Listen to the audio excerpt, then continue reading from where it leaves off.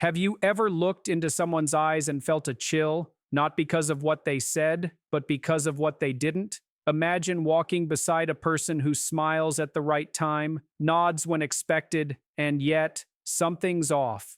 That quiet unease you feel might be your only warning. See, danger doesn't always come roaring, it often whispers. The most dangerous traits in a person aren't loud or obvious. They're subtle, seductive, sometimes even praised by society. And by the time you recognize them, it might already be too late. Now, hold on. Before you start mentally checking off your coworkers or exes, this isn't about finger pointing. It's about learning to protect yourself, to see through the masks, and to build something solid in a world full of shadows.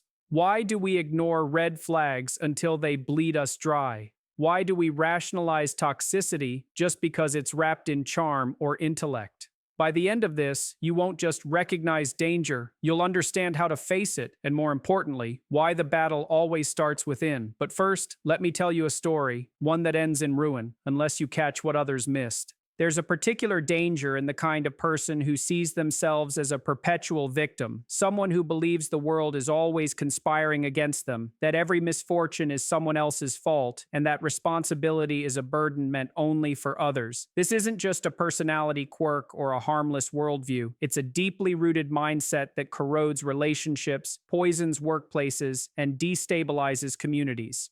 At the core of this behavior is a rejection of personal agency. And when someone refuses to take ownership of their actions or choices, they become a magnet for chaos. Not only do they deflect blame, but they also manipulate others into feeling guilt for things they never caused. Over time, this dynamic can wear people down, making them question their reality and shoulder burdens that were never theirs to carry. The chronic victim mentality is seductive. It provides a comforting illusion. If everything wrong in life is due to external forces, bad parents, cruel bosses, unfair systems, then there's no need to change, no need to grow, no need to confront painful truths about who you are or what you've done. It allows a person to feel morally superior while avoiding the discomfort of responsibility. But underneath that polished layer of justified suffering lies a subtle form of narcissism. It's a twisted belief that one's pain is more real, more valid, more important than anyone else's, and it grants them a self-proclaimed license to act out, to lash out, or to manipulate others under the guise of woundedness. What makes this so dangerous is how socially accepted it can become.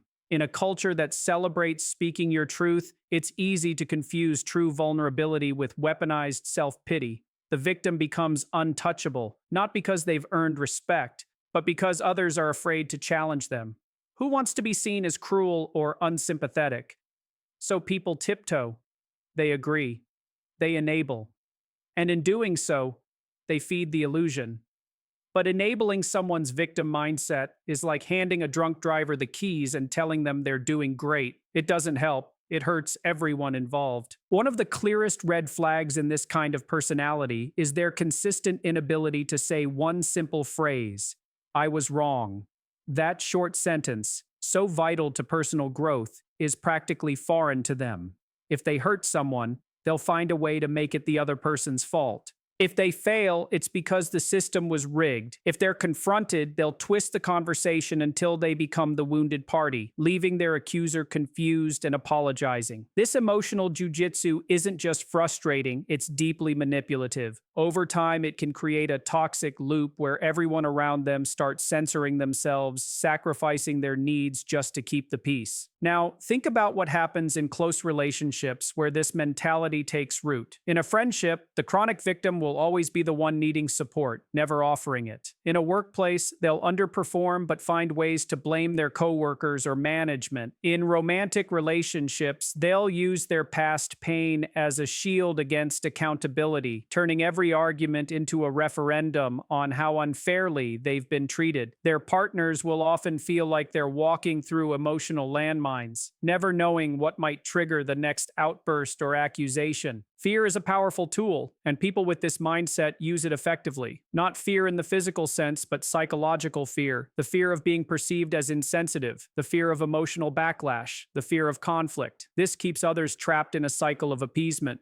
But the price is high. When you're constantly protecting someone from the consequences of their actions, you rob them of the opportunity to grow, and you rob yourself of your own peace. What's most tragic is that many of these individuals don't realize what they're doing. They're not consciously malicious. They truly believe their story. They believe they've been mistreated, overlooked, abused, and misunderstood. And in some cases, that may even be true. But the truth doesn't end with being hurt. It begins there. Healing comes from facing the damage, not clinging to it. Growth requires the painful task of asking, what was my role in this? What can I change? What must I do differently? But to someone trapped in the chronic victim mindset, those questions are intolerable. They strike at the heart of their identity, because if they're not the victim, then who are they? If they're responsible for part of their pain, what does that say about the life they've built on that foundation? So they push those questions away. They double down. They look for new villains, new injustices, and the cycle continues.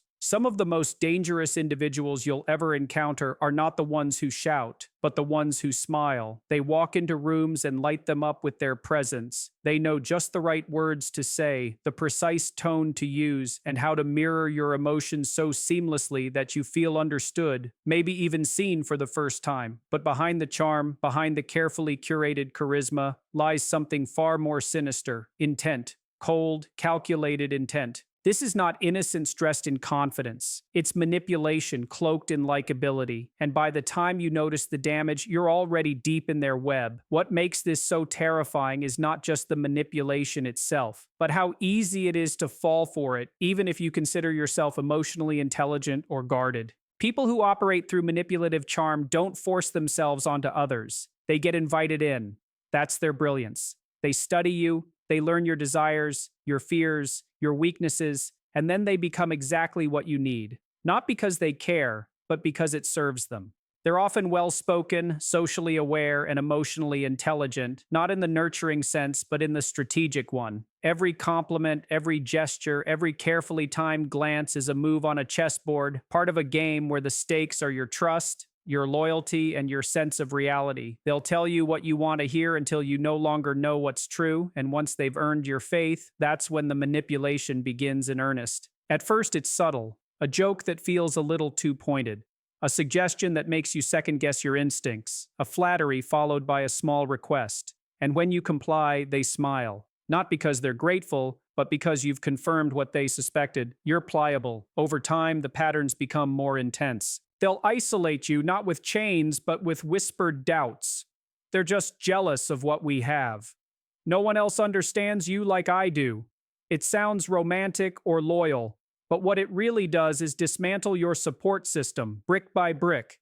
They want to be your only source of truth, your only mirror, because that makes you easier to control. This kind of manipulation isn't just emotional, it's psychological warfare. And perhaps the most twisted part of it is that they don't always do it out of conscious malice. Sometimes these individuals have learned that charm is the only way to survive, the only way to feel powerful in a world that once made them feel powerless. But intention doesn't erase impact. Just because someone doesn't intend to ruin you doesn't mean they won't. A snake that doesn't mean to bite you will still inject venom, and the ones who are aware of their behavior, those who know exactly how to twist your reality, are even more dangerous. What makes this particularly insidious is how society often rewards this kind of personality. In professional settings, they climb fast, praised for their leadership, their communication, their people skills. In personal relationships, they're magnetic, almost addictive. People are drawn to them, even when they know something feels off. They confuse kindness with charisma, authenticity with fluency. But the cracks always appear, the inconsistencies, the patterns of betrayal that follow them from one relationship to another, the unexplained departures, the friendships that crumble, the exes who seem crazy until you start listening closely. The manipulation isn't always about gaining power in the traditional sense. Sometimes it's about controlling the narrative, about always being the hero or the victim, never the villain. If they hurt you, you'll find yourself apologizing. If you confront them, you'll leave the conversation wondering if you were too sensitive, too demanding, or too harsh. That's the magic trick. They don't just deceive you, they get you to deceive yourself. You become the guard dog of their image, defending them against your own instincts. And when the relationship finally breaks, they move on quickly, seamlessly to the next target. leaving you with questions they'll never answer. Often, survivors of these encounters feel shame, not just for what was done to them, but for having believed the illusion. But that shame isn't proof of weakness, it's a sign of integrity, because only people with empathy can be manipulated in this way. Only those who trust, who hope, who believe in goodness are vulnerable to this kind of charm. The manipulator knows that. They choose their targets carefully. They're not looking for fools, they're looking for believers. And when they find them, they give them just enough warmth, just enough meaning to keep them hooked while the damage is done under the surface.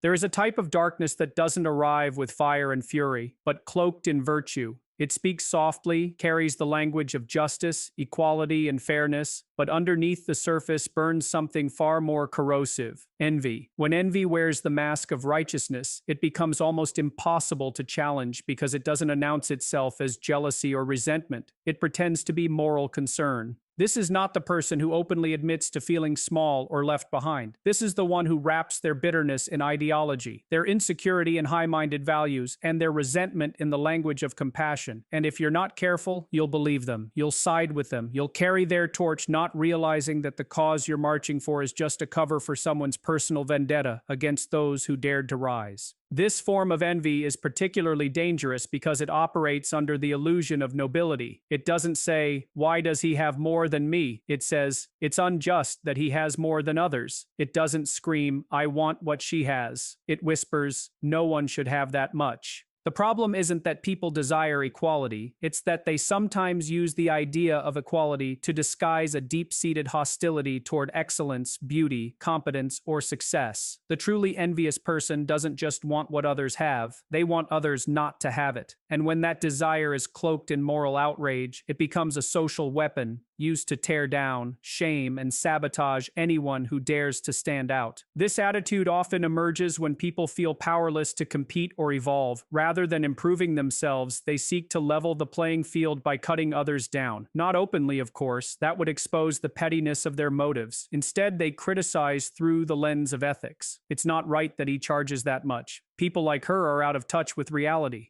No one gets that far without stepping on others.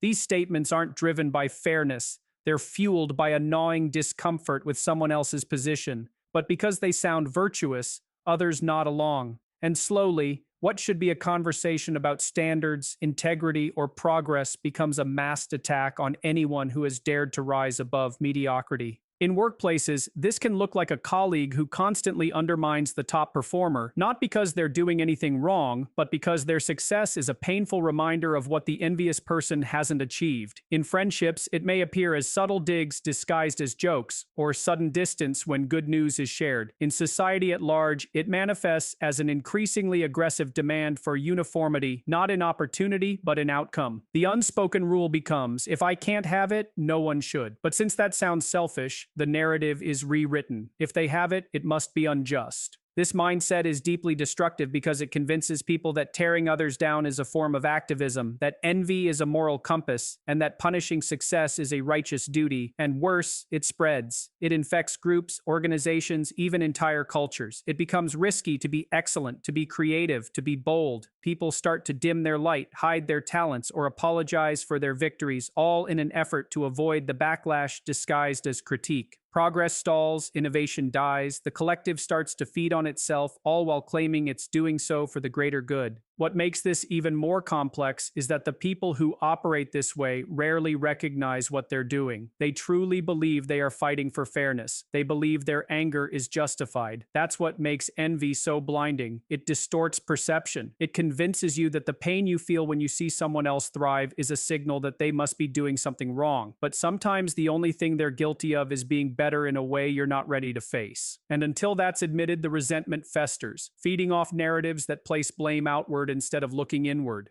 The real danger is when this becomes a pattern, not just in individuals, but in entire systems. When achievement is viewed with suspicion, when wealth is automatically equated with corruption, when influence is assumed to be manipulation, what we're witnessing is not a moral awakening, but a cultural surrender to envy, and the consequences are real. Talented people retreat. Strong leaders second-guess themselves. Those with something to offer start to hide it. Because why expose yourself to a world that will question your every move, not because you did something wrong, but because you simply did something well? The envy disguised as righteousness ensures that people begin to internalize guilt for succeeding, as if they must atone for their growth.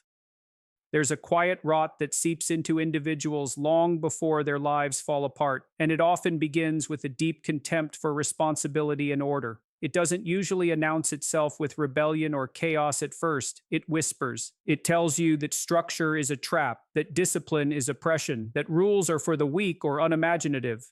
And those who listen begin to drift, slowly at first, away from accountability, away from routine, away from the obligations that give life shape and meaning. The danger isn't just in the rejection of hard work or duty, but in the belief that those things are beneath them. This mindset convinces people that structure is arbitrary and that those who abide by it are either blind or submissive. But order is not a cage, it's the scaffolding that supports growth. Without it, everything collapses. This kind of contempt often masquerades as independence or even brilliance. You'll hear phrases like, "I don't do rules," or "I work best in chaos." It sounds edgy, maybe even admirable in a world that idolizes disruptors and rebels. But scratch beneath the surface and what you'll find is usually not genius, it's avoidance. Avoidance of effort, of structure, of the slow, grinding process of building something real. These are the people who want the rewards without the climb, the respect without the discipline, the outcome without the effort. And when their world inevitably begins to spiral, they don't look inward.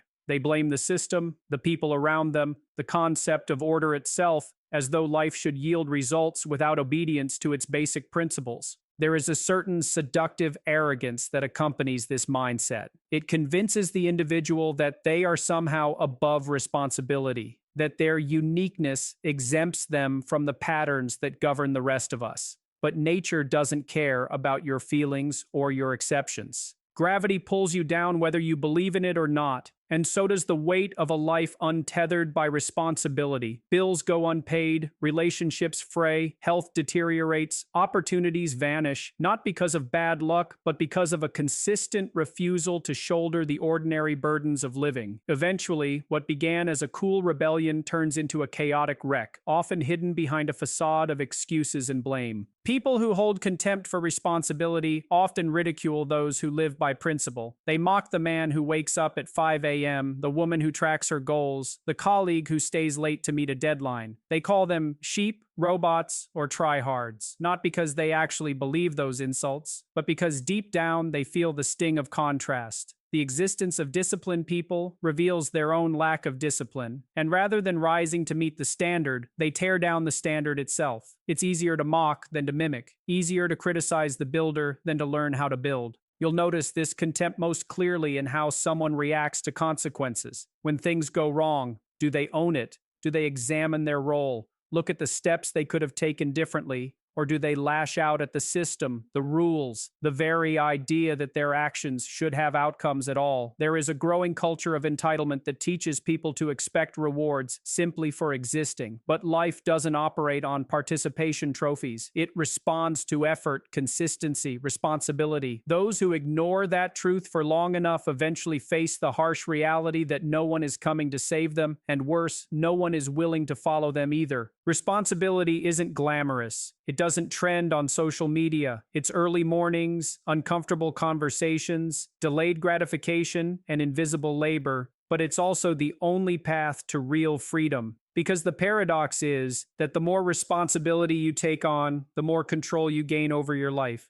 And those who resent this truth often find themselves enslaved by the very chaos they thought would liberate them. They become reactive instead of proactive, blaming instead of building, drifting instead of deciding. Their lives become a series of emergencies rather than a deliberate journey. And each time they're asked to confront this reality, they recoil. Because order demands something of them. It calls them out. It exposes their laziness, their fear, their unwillingness to mature. The deepest tragedy is that people who reject responsibility and order don't just sabotage their own lives, they often drag others down with them. Families are destabilized by the one member who refuses to step up. Teams fail because one person couldn't be counted on. Friendships fall apart when promises are broken again and again with no remorse. Contempt for responsibility doesn't exist in a vacuum. It radiates outward, infecting everything it touches. And over time, people begin to withdraw from those who live this way. Not because they lack compassion, but because compassion without boundaries becomes self-destruction. There's only so long you can carry someone who refuses to walk on their own.